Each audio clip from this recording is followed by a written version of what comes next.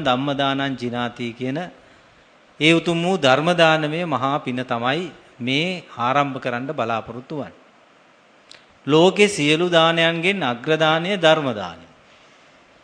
ඒක වෙන්නේ කොහොමද? බුදු කෙනෙක්ට දානයක් දෙන එකද වැටිම වටින්නේ ධර්ම දානයේද? මොකද්ද? ධර්ම දානේ වටින. ඒ කියන්නේ බුදුහාමුදුරන්ට දාන දෙන එක වටින්නේ නැහැ කියනව නෙමෙයි.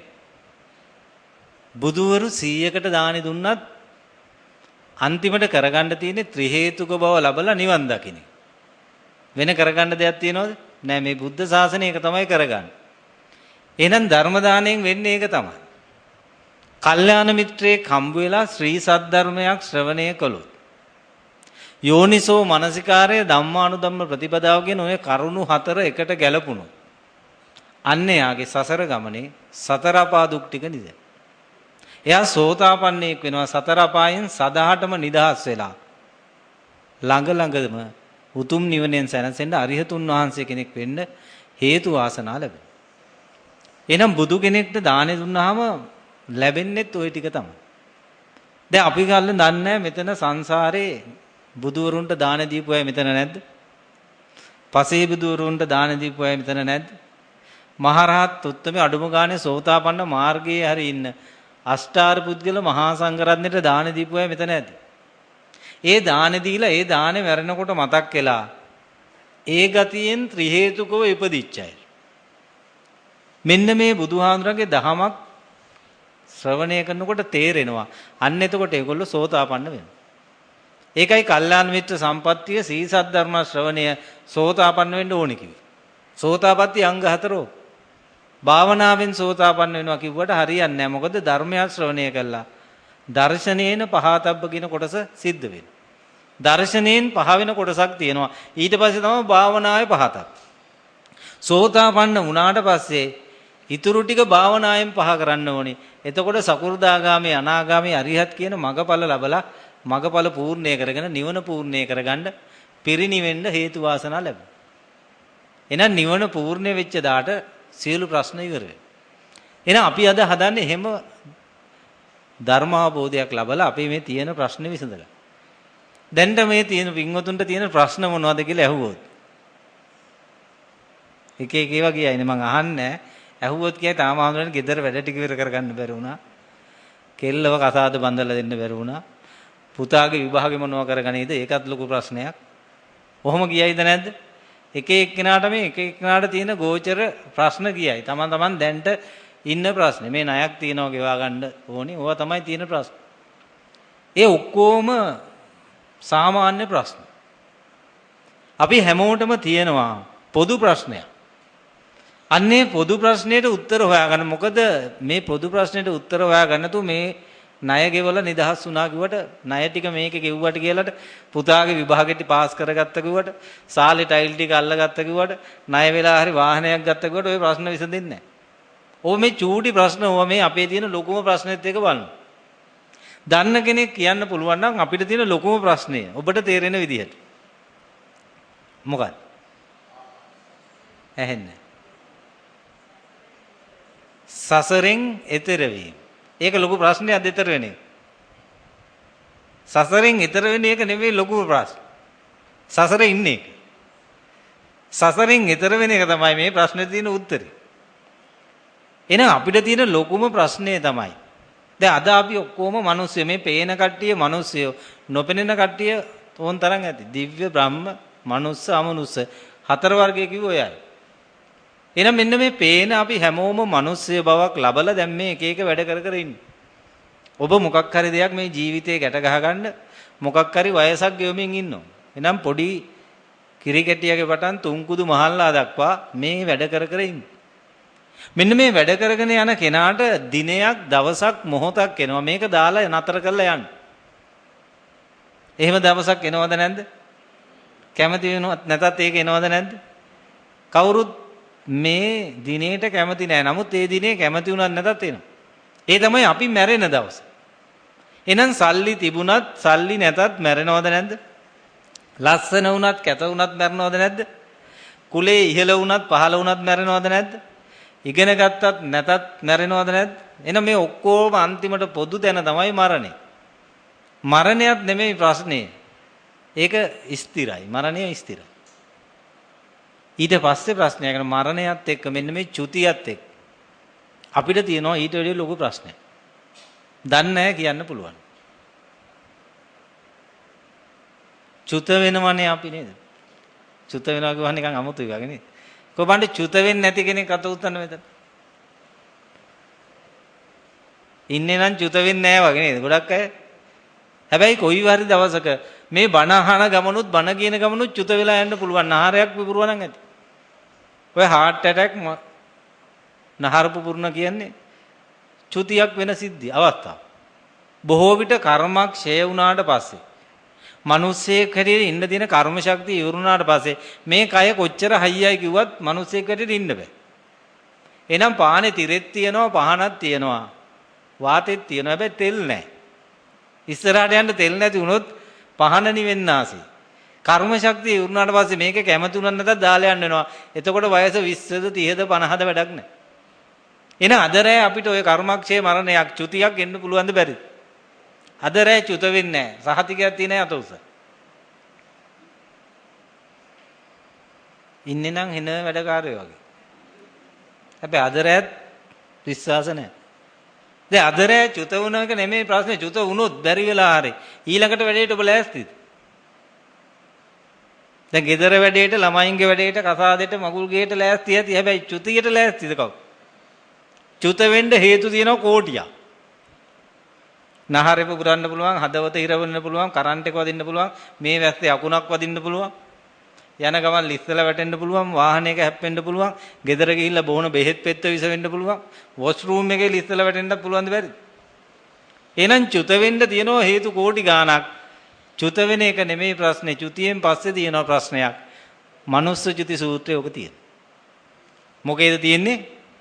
මනුස්ස චුති සූත්‍රයේ මනුස්සෙක් චුත වුණාම වෙන දේ මේ සූත්‍රයේ තියෙනවා. සංයුත්ත නිකාය 5.2 350 පිටු. මෙන්න මේ සූත්‍රයේ හරි ලස්සනයි, හරි පොඩි, හරි සරලයි. හැබැයි කතාව හරි ගැඹුරුයි. බුදුහාමුදුරුවෝ නියපිටට පස් ටිකක් අරන් අහනවා මහණෙනි මේ සූත්‍රයේදී මගේ නියපිට පස්ද වැඩි මහ පොළොවේ පස්ද? ඔබේ උත්තරේ කොහෙද වැඩි? හැමෝම කතා කරන්න. එතකොට මේක සාර්ථක.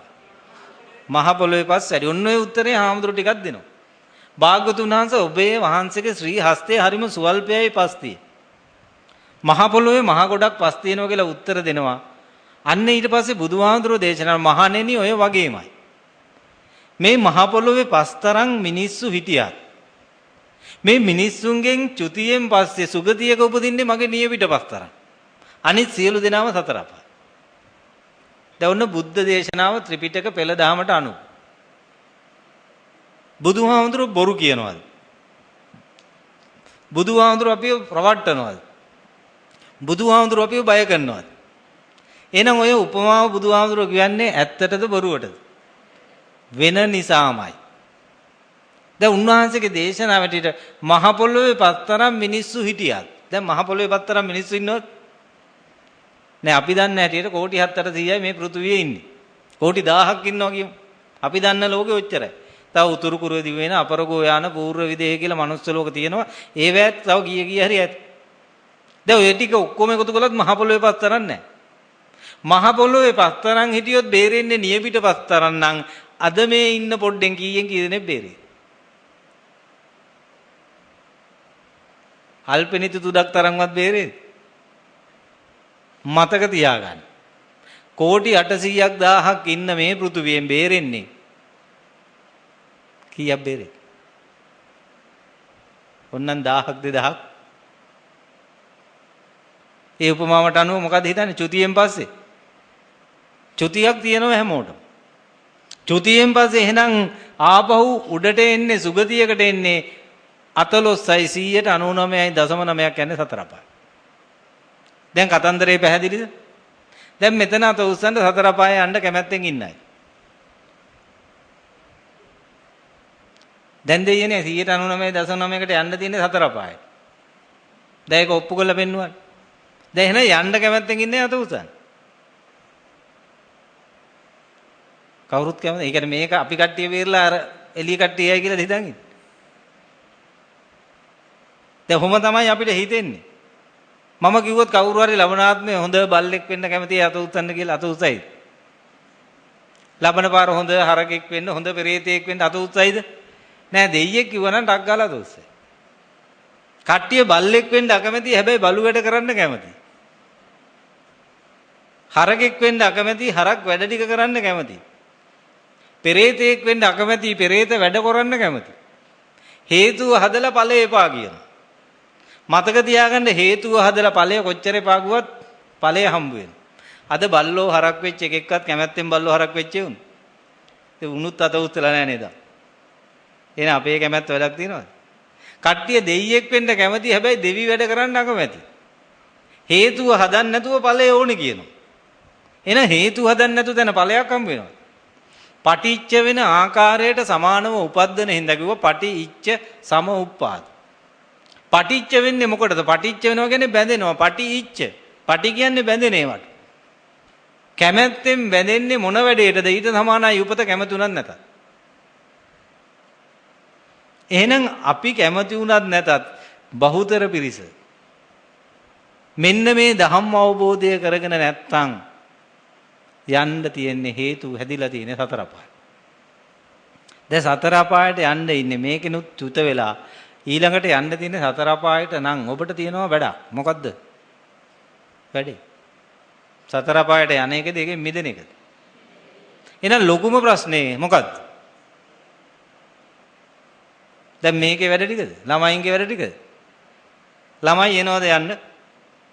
දැන් සතර අපාය යන්න ළමයි අපිත් එක්ක එයිද? අනේ අම්මා යනවා තනියෙන්, මාත් යනවා තාත්තා යන්න හදන්නේ තනියෙන් එනවද? හැබැයි ඔබ මේ ළමයින්ගේ වැඩ ටික කර කර ඉන්නවා. ළමයින්ගේ වැඩ කරන්න එපා කියනෝනේ මේ කරන්නේ. හැබැයි ওই වැඩේ කරලා මම වැඩේ කොලා කියලා හිතන්න එපා. අද කට්ටිය හිතන් ඉන්නේ ඉතින් කොහෙන් හරි කතාදයක් බඳගෙන ළමයි දෙන්නෙක් තුන් දෙනෙක් හදාගෙන ගේ කෑල්ලකුත් හදාගෙන ත්‍රිවිල් කට්ටක් ගත්තා නම් ගොඩ කියලා.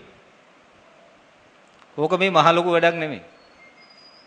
සංසාර ගමනේ සක්විති රජ වෙලා සක්‍ර දෙවි වෙලා මහ බඹු වෙලා ආපු අපිට මේ ත්‍රිවිල් කටු කාර් වෑන් කියන්නේ මහ ලොකු ඒවාද? එන එදා සක්විති රජ කියන්නේ මේ මුළු පෘථුවිය ඇතුළු ඔය මනුස්ස ලෝක හතරෙම ලොක්කා. සියලු සැප සම්පත් මහා පුණ්‍ය irdiයට ලැබෙන එතන ඉන්නකොට තීච්චේ වැහැටියට අද තියෙන හොඳ ටිකක්ද පොතු ටිකක්ද? ඉතින් දන්නේ නැහැ හැබැයි හිතන් ඉන්නේ අද තමයි හොඳම ටික හම්බුනේ කියලා මේ පාර.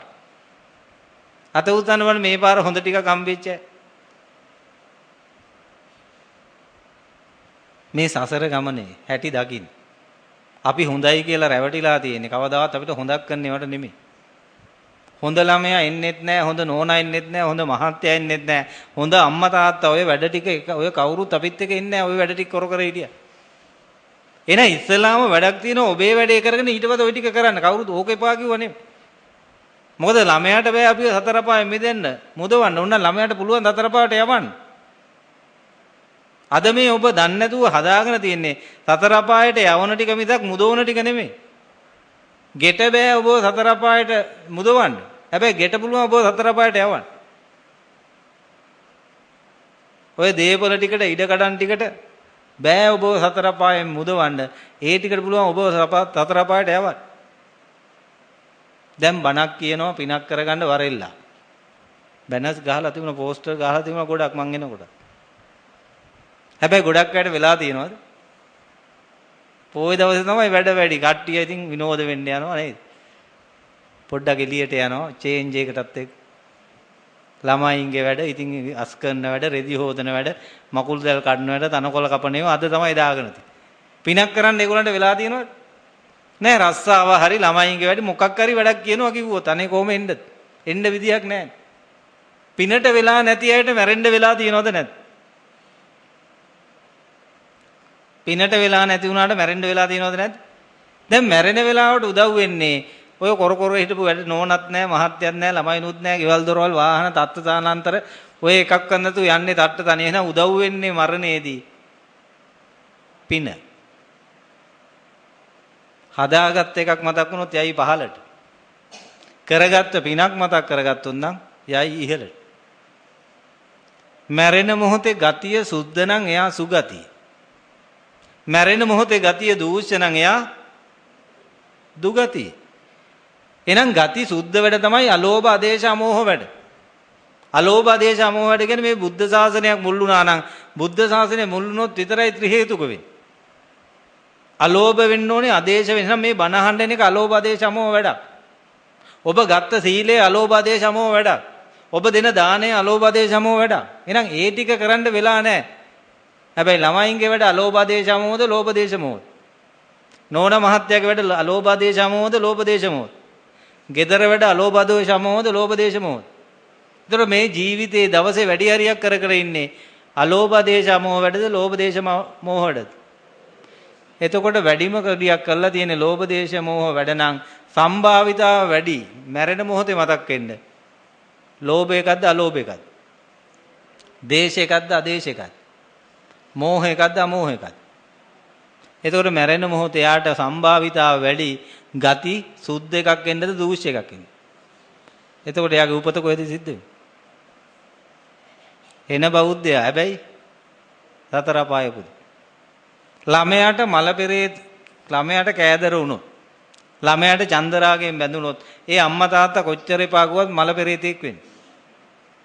මේ මහාන වුණාට පස්සේ එහෙම ඕන තරම් අම්මලා තාත්තලා මල පෙරේතුය වෙච්ච හම්බ වෙලා තියෙනවා. අත්දැකීම් අපි දැකලා තියෙනවා. ඇඟට මැරිලා ඒ ළමයින්ගේ ඇඟට මැරිලා අන්තිමට ඒ ළමයින්ටම කරදර කරනවා. සමහරු අය උදව් කරන්න එනවා ආදරයට මුන්ට කවුරුත් නැහැ කියලා. සමහරු අය මහා කේන්තියෙන් අමනුෂ්‍ය වෙලා මල යක්කු වෙලා කේන්තියෙන් මැරෙනවා. ඇලිලා මලොත් මල පෙරේතේ ගැටිලා මලොත් මල යකෙක් ළමයා එක්ක හරි. දැන් බලන්න ළමයා කරපු සෙතේ දැන් ළමයා අවුරුදු 30යි 40යි 50යි වැඩිම වුණු. 20 දී ළමයා හම්බෙලා දැන් 70 මැරෙන අම්මා තාත්තට ළමයා හිටියේ අවුරුදු 50යි. හැබැයි ළමයා හින්දා කල්ප කෝටි 50කටත් බේරෙන්න බැරි දුගතියකට වැටුනොත් ඒ ළමයා හොඳයිද? ඒ ළමයාට සම්පතක් කිව්වෑගිත් ඒක සම්පතක්ද විපතක්ද?